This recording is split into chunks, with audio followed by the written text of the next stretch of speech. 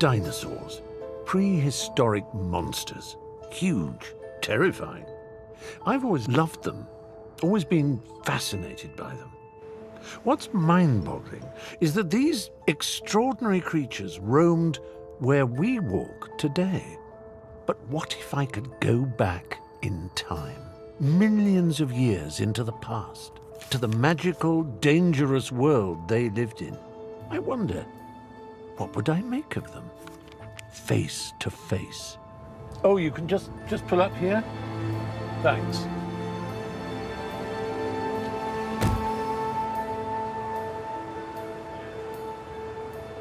Imagine being able to explore their world and move with them. It's just a dream, I suppose, but... well, I must get on with my life. Mind you, you never know.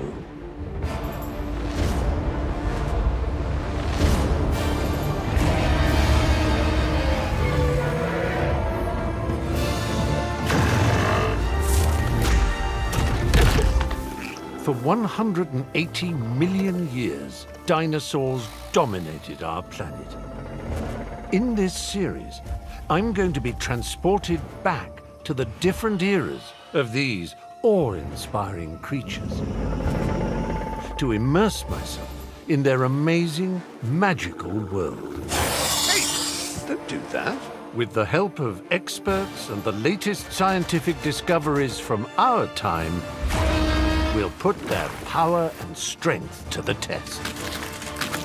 Unravel their remarkable story from humble origins at the dawn of the dinosaurs to see how they evolved a dazzling and bizarre array of forms to become giants and produce some of the scariest predators ever to have stalked the Earth.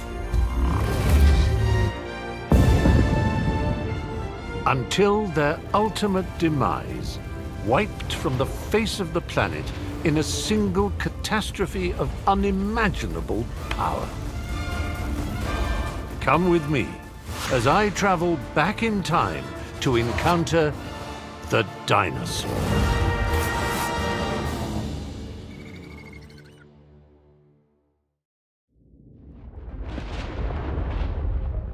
Reverse back time, and the Earth we know today looked very different indeed. The land squashed together into one giant mass called Pangaea, which covered a third of the planet. And as the Earth changed, so did the conditions. New and distinct worlds formed, and each was home to its own class of unique characters. Last time, we were in the Jurassic period to discover how the very first dinosaurs grew into monsters. Tonight, we're exploring the next key chapter in the dinosaur story, when a multitude of strange and exciting new species evolved to take over a fast-changing planet.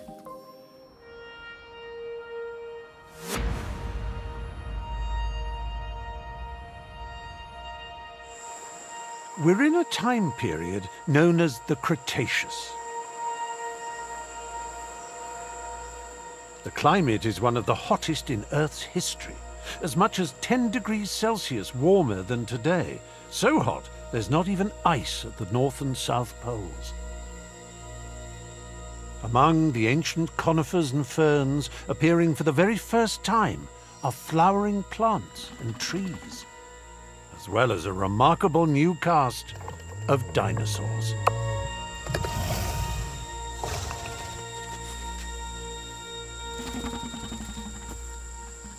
This is one of the most dynamic ages in dinosaur history. An era that sees an explosion of diversity. Among an array of new species comes a group of highly effective predators known as raptors. The most famous is probably Velociraptor, a breakout star of the Hollywood movie Jurassic Park, which featured a couple of terrifying creatures teaming up to outwit their prey. Now, I wonder how accurate that really was.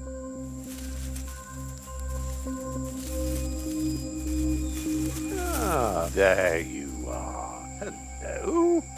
Hey! Don't do that. Velociraptors are in fact about the size of a turkey. Not quite the terrifying killing machines that Spielberg brought to life. Jurassic Park did somewhat exaggerate the Velociraptor's size, but that was partly because of a dramatic discovery that was made while the film was in production. An entirely new and much bigger raptor.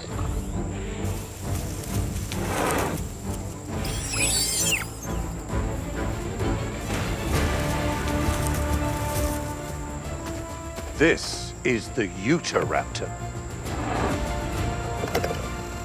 named after the American state where it was discovered in 1991.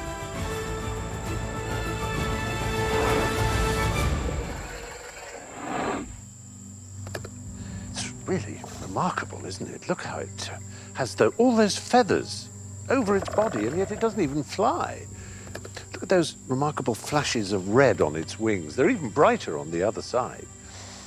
And those razor-sharp teeth mark it out as a vicious meat-eater. It also has very sharp claws. And those two huge ones there on its feet, what are they for, I wonder? But the raptors weren't the only dinosaurs to come into their own during the Cretaceous. Hell no. The trigger lies with those shifting continents. As we head from the Jurassic to the Cretaceous, the supercontinent Pangaea fragments. This breakup isolates pockets of land where evolution starts to run along different tracks, producing a variety of new dinosaurs. In North America, there's the spikily armored Gastonia. In Africa, what is today Niger, the Uranosaurus with a huge sail on its back, thought to store food like a camel's hump. And in Southeast Asia, in modern Laos, the Ichthyovenator, with a tapered snout able to pluck fish from the seas. The raptors are a key part of the Cretaceous dinosaur boom, and Utahraptor here is the biggest one we know of so far. But what kind of predators are they? Well, to discover that, we need to examine the evidence the raptors left behind. And to do that, we need to travel to Utah. Dr. Jim Kirkland has been hunting dinosaurs in the US for over 40 years. He's found and named 26 new species. Back in 1991, he was about to make a momentous discovery. He and his team were digging at a quarry in central Utah when they unearthed a body part that could only have come from a raptor. And one of our guys called me over and said, "Jimmy, take a look at this." What was that? Oh, that's a nice one. Isn't that a beauty? Yeah, you did good. And it was just sticking out from under the rock. And I'm looking at it and saying, "Well, that's a claw. I want you to uncover that." And I realized this is a giant dromaeosaur raptor claw. It was by far the largest raptor claw ever discovered. This is a cast of a Deinonychus claw. That was the biggest one in the world until we found this. It's a pretty formidable claw. More fossilized bones followed until Jim could reconstruct a full skeleton. It revealed a creature that stood as tall as a man and weighed as much as 2 grand pianos. This animal is Arnold Schwarzenegger. It's got massive bones. In fact, it matches very close to the size of the animals in the movie. Jim named his new dinosaur Utahraptor, announcing his find the same month the movie Jurassic Park was released. Its large size was a match for Spielberg's infamous Velociraptors.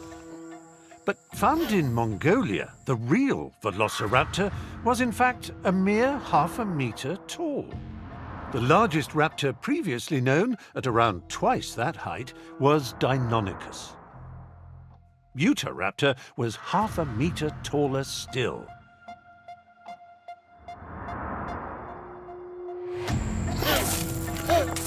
And this thing could kick the side out of a barn. These animals could run circles around any of us. Jim's discovery has made Utah Raptor the undisputed king of the raptors.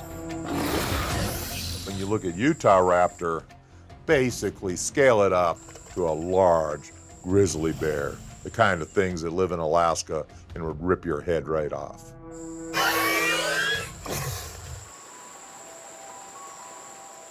The perfect guide to these creatures and to this key era in dinosaur history is a man who has made plenty of dinosaur discoveries of his own, Dr. Dean Lomax. Well, hello, Dean. Hello, Stephen. You're the man to tell me about these extraordinary creatures. Aren't they beautiful, apart from anything else? Fantastic beast. But the thing that really surprises me, especially is, I'll be honest, when I think of a raptor, I think of a velociraptor, and I think of Jurassic Park, like most people, the feathers. Well, I mean, how do we know, and what are they for? Oh, we know for sure because many other raptors and relatives of raptors have been found with feathers preserved. And so if we go along the family tree of raptors, we can work out that even the predecessors of the ancestors of Utah Raptor, Velociraptor, had feathers. So the days of thinking of, you know, it's like almost scaly, slimy skin, those days are over, really. They're extinct. Yes.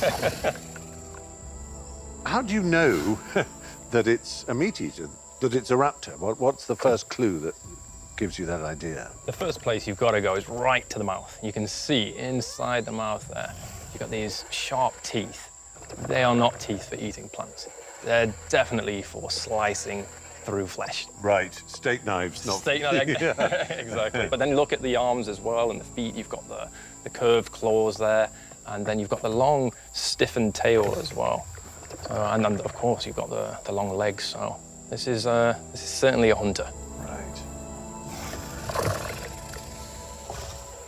A very beautiful animal. That's the surprise to me. I would say that's a genuinely lovely creation. I was talking about it as if it's in the enclosure at Ascot, but it would pass rather well there. I think it would be let in. Yeah. Beautifully dressed. Fabulous.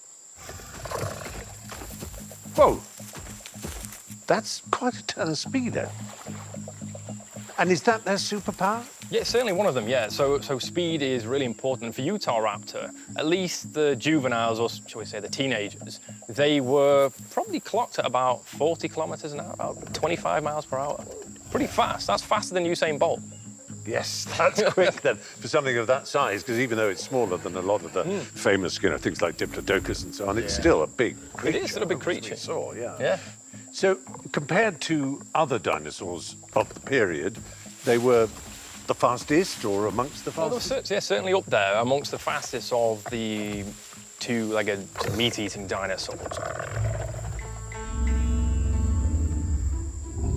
Ooh, now here's something.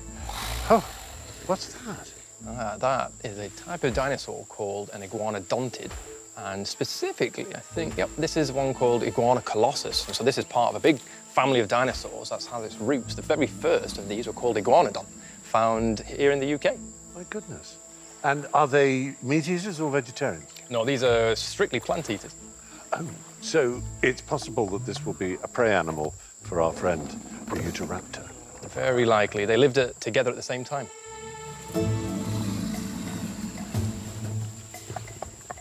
Well, I think this one might be in danger of becoming lunch.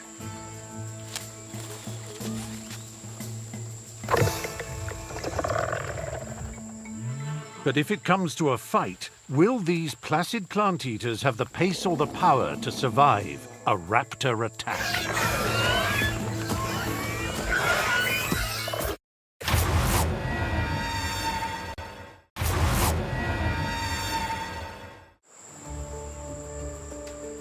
We're in the early Cretaceous period, when the dinosaurs flourished into a dazzling and bizarre array of very different forms, including a group of deadly predators that were covered in exquisite feathers but couldn't fly, the raptors.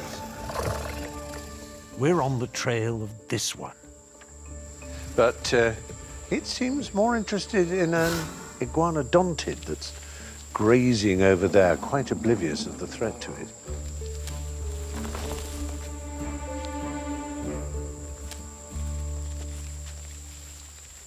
Dean, the thing I've been rather fascinated by is, as it's preparing, it seems to ambush this iguanodontian. I can't help noticing those signature, I don't know what you call them, toe claws that poke up. But what on earth are they for? They're so unusual. The old famous sickle-shaped toe claw. This is something that is on the toe itself. It's the second toe. And this, paleontologists have thought, maybe is it used for slashing? Is it used for stabbing? Or maybe even climbing up trees. Oh, good heavens, yes. Like someone climbing up a telegraph. Exactly, but we know for sure that it would have been used in close combat. How do you know that for sure? Well, we have, would you believe, an exquisite fossil that was found in 1971 as part of an expedition in Mongolia of a velociraptor found with one of these claws buried deep in the throat region of a triceratops relative called protoceratops. You have this behavior that is locked in time, preserved forever. Wow. So I get the slasher-stabber roll, but what's so surprising is that it points upwards. I can picture it coming down and grabbing, but this? Yeah, and you can see on the Utahraptor, the claws are held up constantly in life, up in the air. So the claw didn't actually touch the floor. And the reason for that was to protect the claw itself and to keep it sharp and always ready for attack. And if we're to believe Steven Spielberg, it taps its toes on the chromium floor of a kitchen or whatever it was that it was doing. Yeah, I think that was done for cinematic effect. I can't imagine that ever would have happened. To unravel the secret of exactly how Utahraptor used those vicious claws, engineer and dinosaur enthusiast Adam Wojcik is turning to the power of modern machinery. His team has constructed a set of robo-dinosaurs to put the claws to the test. And he's getting the expert advice of paleontologist Joe Bonsaw. What we've done is we've got a motor here and a gearbox and a swing arm and a nice sharp steel claw. What we want to look into is the idea that Utahraptor and the other raptor-like dinosaurs had this big slashing motion that they could make with their claw. And we want to see how effective that would really be. Adam's brought the Utahraptor's vicious claw back to life with 2 tests. The first uses a mechanical slashing limb, testing the popular idea that raptors disemboweled their prey. The second test uses the claw to pierce and penetrate, more like an eagle's talon. Which will be more effective? The slasher claw is up first. So, will it be able to slash through dinosaur skin? Some leather might give us an idea of what it would be like against a true prey animal, maybe like an iguanodontian dinosaur. The teams modelled the metal claw on the original Utahraptor fossil. This would be the bony core of the claw, and then it would have been surrounded in like a keratin sheath around the core. It's time to put the slasher theory to the test. Wow. We've definitely got That's really interesting. no penetration there. But there's a bit of a scratch, but nothing major, really. The claw just bounces off the leather.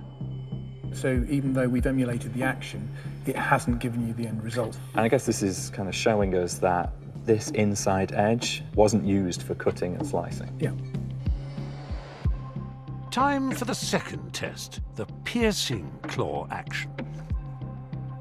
So this is the penetration rig. A hydraulic ram will simulate the pushing force of the Utahraptor's toe muscles. Will it be enough for the tip to pierce the tough leather hide?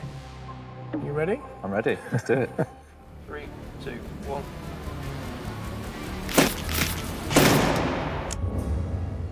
Oh, look at that, straight through. So this does kind of give us some more weight behind the theory that these were using these claws more of a piercing tool to kind of cling on to the back of prey, and then it would strike down with the mouth and rip it apart, really. But none of this slashing. Yeah, and I think the idea that we were using these to sort of slash about, a bit like Zorro, is probably a bit just for the movies, I think, yeah. Okay, fair enough.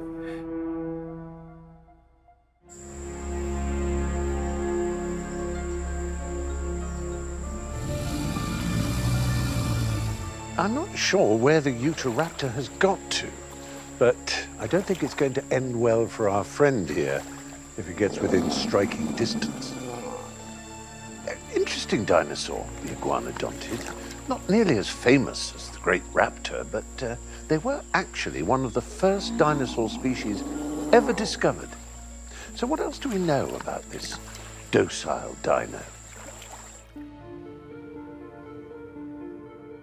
London's Natural History Museum is home to some of the most important iguanodontid fossils ever found, giving paleontologist Joe Bonsaw plenty of opportunity to unravel their secrets. A complete skeleton is on display in the main hall.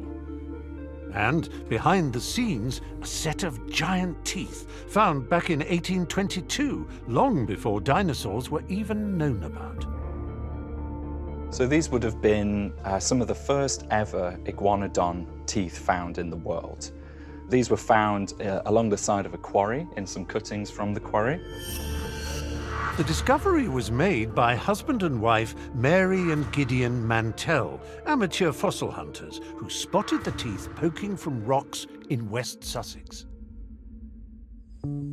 They look a little bit like iguana teeth, and that was the first thing that Gideon thought that they belonged to, just something a lot bigger.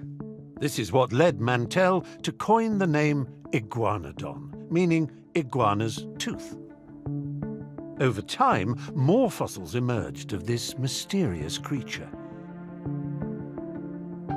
including a single spike that Mantell assumed was a horn. Based on the bones, Victorian artists tried to reconstruct this ancient beast. It basically looks like a giant, big reptile, a big iguana, on all fours.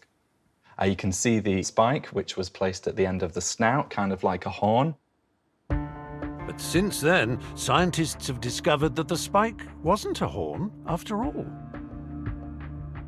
Using 3D scanning technology, it's now possible to find the solution to this ancient jigsaw puzzle. Along with scans of other iguanodontid bones, Joe is able to reconstruct a remarkable prehistoric hand. The spike was in fact a vicious stabbing thumb. When they're all laid out like this, you get a real sense of how this hand was put together. So we've got the large thumb spike there, and then we've got these 3 digits in the middle, which it would have used as kind of a modified hoof for walking on. 5th digit was prehensile, and it could curl it in towards the palm of the hand and could be used for grasping vegetation and leaves and things like that. Seen also on the full skeleton, the thumb spikes gave the iguanodontids a secret weapon.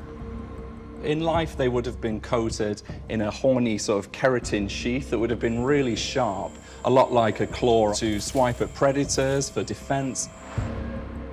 It could probably rear up on its hind legs and brandish these thumb spikes, and that would be enough to hopefully scare away the predator. It would have been a very formidable sight. I wouldn't want to mess with this at all.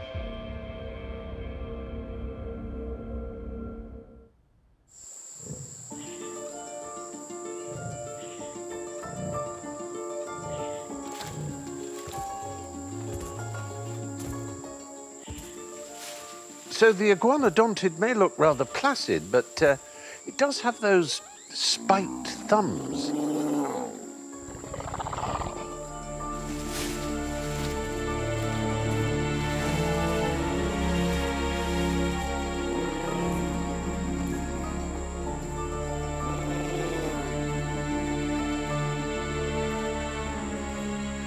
Let's take a look at how these vicious claws work.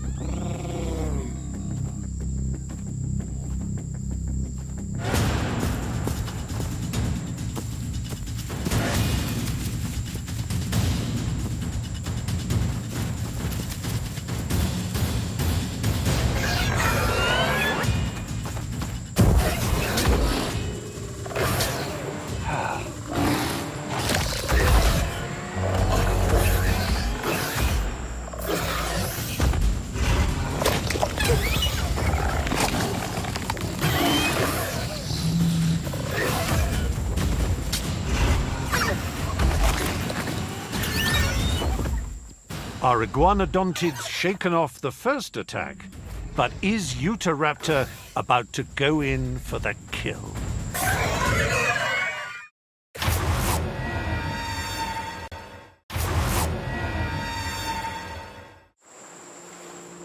I'm in the early Cretaceous period, a key moment in dinosaur history when they diversified into a huge range of new forms, including the deadly raptors. But can this one overpower a much larger iguanodontid with its intriguing spiked hands?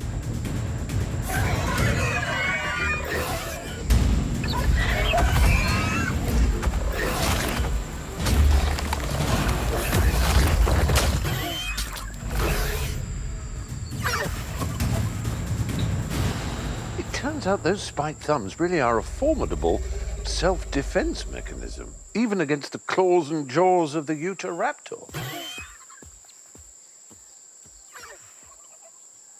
So the iguanodontid gets away this time, but clearly the Utahraptor must catch its prey occasionally, otherwise it couldn't survive. So what gives it an edge against plant eaters like the iguanodontids?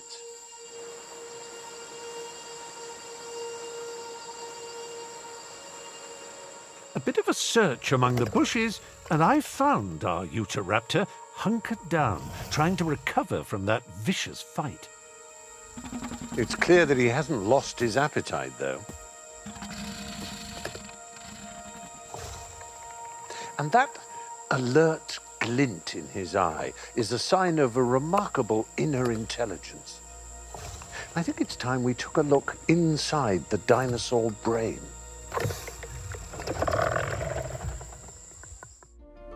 The key to the Utahraptor's success is hidden within its skull. Compared to other dinosaurs, its brain may look small and unremarkable. But once you factor in body weight, the Utahraptor's brain proportionally is 2.5 times bigger than that of a T-Rex and 19 times bigger than a Diplodocus's. And this is evidence of far greater intelligence. Evolution in the Cretaceous period had produced one of the sharpest and smartest predators around. To help explain how they used that brain power, I'm joined again by dino expert Dean Lomax. There's different kinds of intelligence, of course. I mean, there's intelligence you use for hunting, for guessing what your prey is going to do, and there's cooperation. There's cooperation, hunting behaviours, and stalking behaviours, and in many respects for something like Utahraptor, in many cases as a predator, it just needs to be able to outfox its prey. And working out that if they work cooperatively, they can take down bigger prey, which equals more food for the entire party.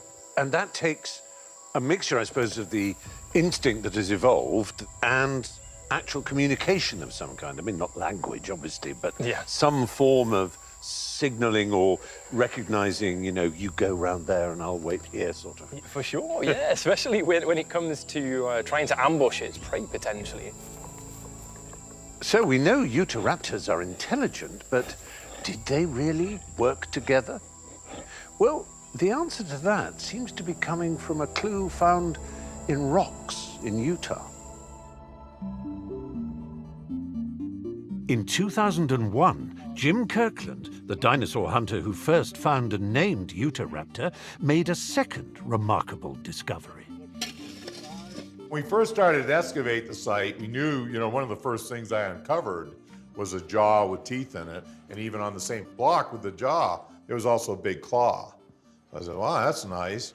As we started excavating, we realized there was a lot of bone material here. Just a mass, a pod of sandstone and mud filled with bones. The team decided to remove the entire jumble of bones in one go, first encasing it in plaster, then transporting the 9-ton sandstone block out of the quarry and into Jim's lab.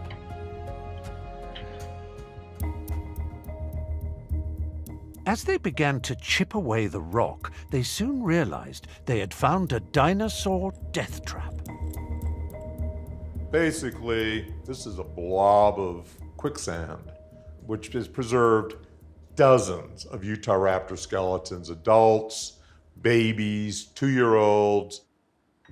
Here's the shoulder blade of a pretty good sized Utahraptor. And of course, here's that sickle claw, and that's from a juvenile. Backbone that's mostly buried there, but you can see the ribs coming off, along here. There's like 3 animals right there laid in next to each other. So we see over a dozen animals on the surface, and we know there are skeletons going down through a meter of this. This is the first example of a mass accumulation of Utahraptors, and we believe they all died pretty much at the same time. But why would so many Utahraptors all fall into the quicksand at the same time? The answer lies in a second type of dinosaur Jim found entombed here, plant-eating iguanodontids. What we see at this site is there was an iguanodont adult and a juvenile apparently got stuck into this quicksand. So this here is probably the vertebra of one of the iguanodonts. Another iguanodont stuff is kind of more scattered. For Jim, the presence of these prey animals alongside a group of meat-eating Utahraptors points to one remarkable explanation. I think they're pack hunting. You would have had 2 tons of rotting meat. That could have, rung the dinner bell for these animals for probably miles away, brought this pack in. But it's certainly the attractor to this flypaper where all these animals got trapped and killed. The quicksand has preserved an incredible snapshot from the age of the dinosaurs. What appears to be a family of Utahraptors hunting together in a group. But for Jim, the work has only just begun. We may go down a few feet into this block because there's bone bed after bone. And maybe there's more than one mass mortality in here. This will be unraveled probably over the next couple decades.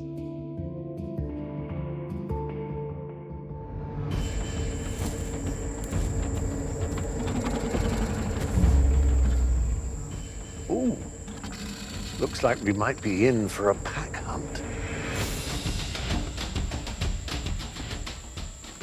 There's an iguanodontid there that's being harried by some... Yeah, those are Utahraptors, aren't they? Yeah, they sure are.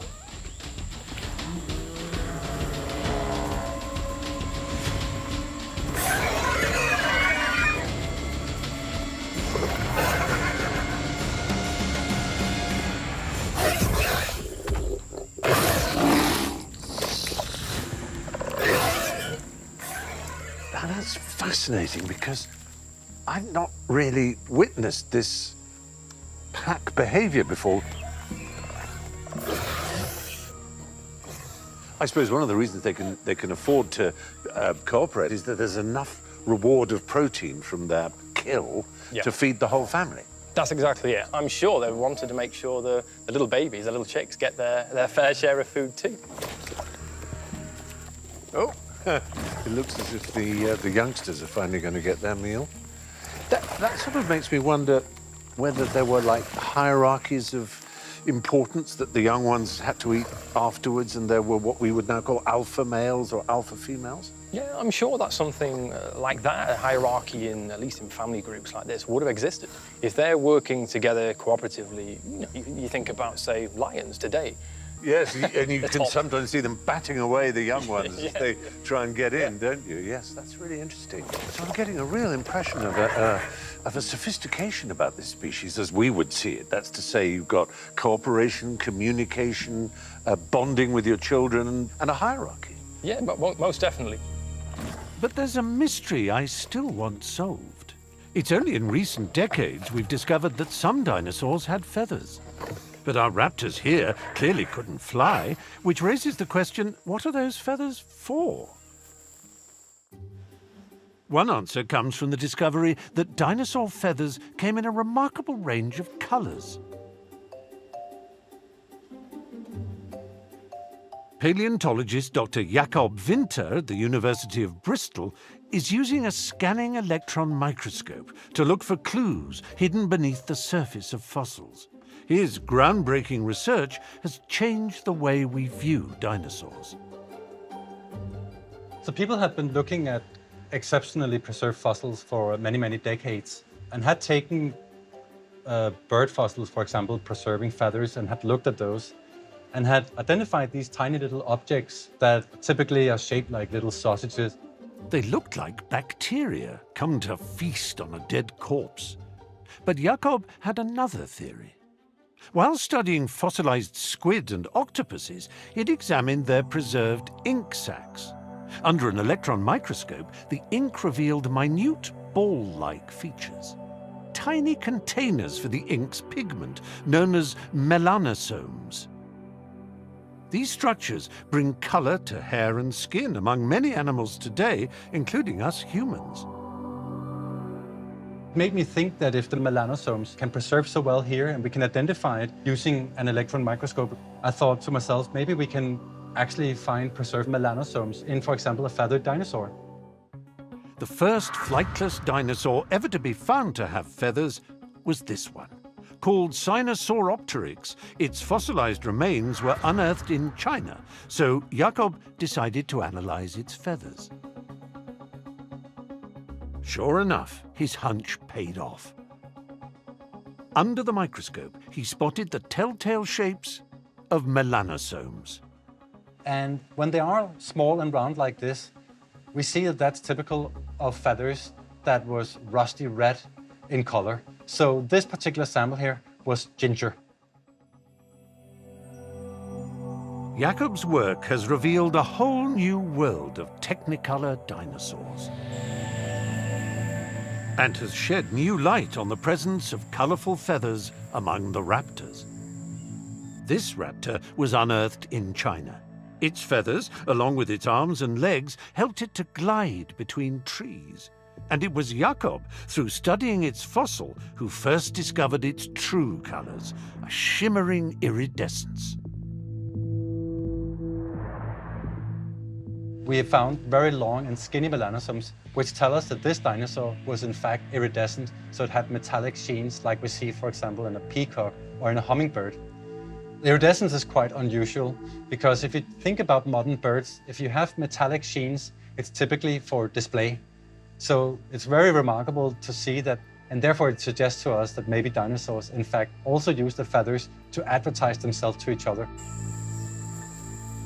Our Utahraptor certainly seems to be using his colorful feathers to send a powerful message. Whoa, Dean, what is that? Are we under attack? Is that a threat? Having seen what he did to the poor iguanodontid, I don't fancy our chances.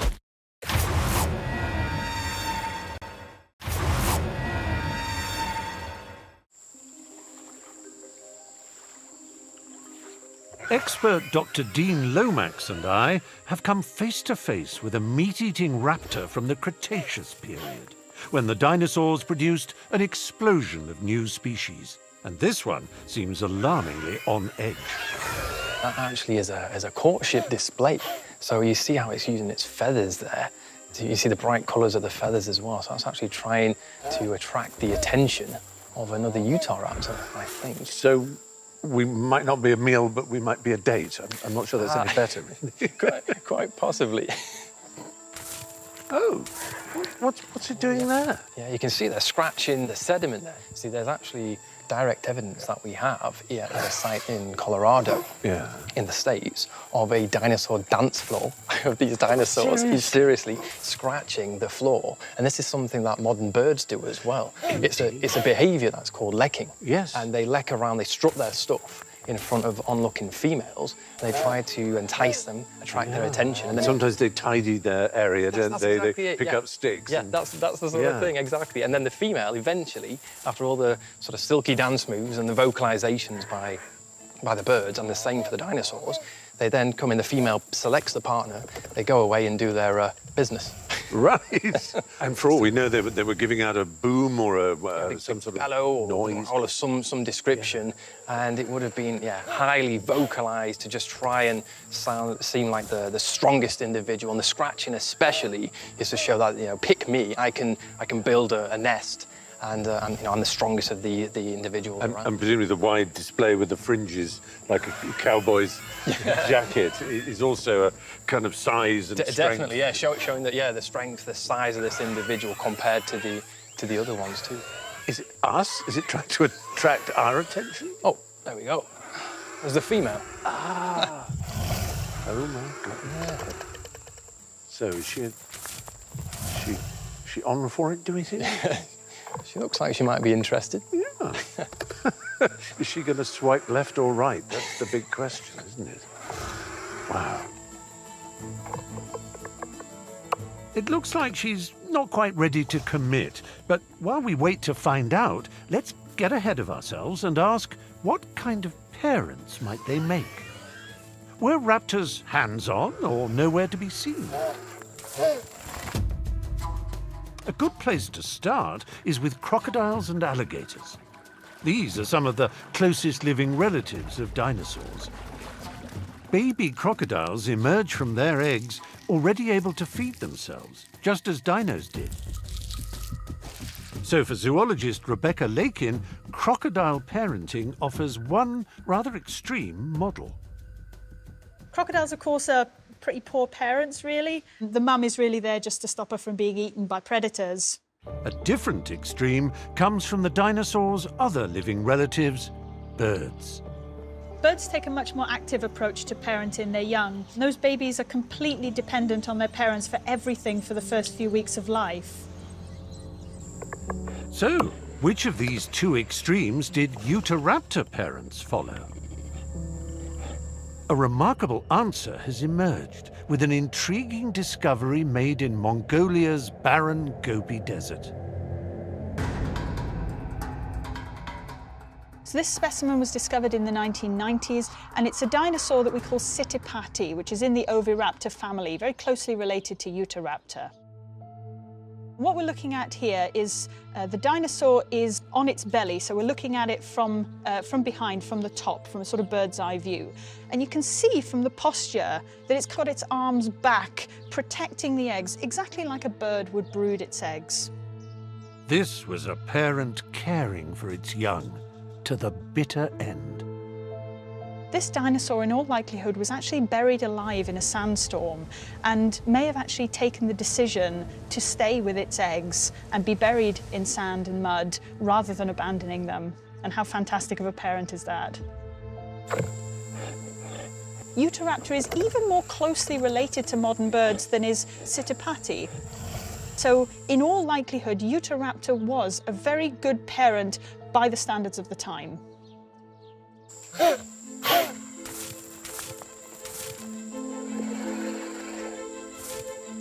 It seems probable then that, like their cousin the Oviraptor, Utahraptor looked after their young from the moment the eggs were laid. And presumably this allowed them to form close family groups that could hunt together. By the look of these two, they'll be calling into action those parenting skills quite soon. They're getting on awfully well. We won't get to see that ourselves, though, because it's time to leave this fascinating chapter of dinosaur history behind us.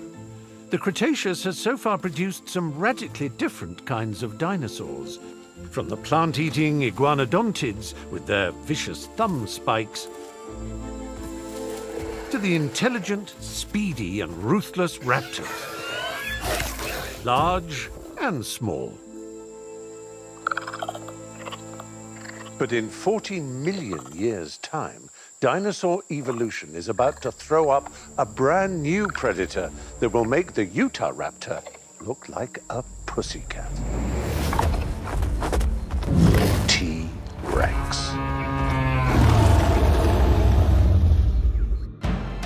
Dinosaur with Stephen Fry continues brand new next Sunday at 7. Deep in the heart of Yorkshire, discover an extraordinary world living around us. The Secret Life of the Forest is brand new Wednesday at 8. And tonight, a conspiracy is brewing amongst the Radford children as they plot a big surprise in 22 Kids and Counting. New next.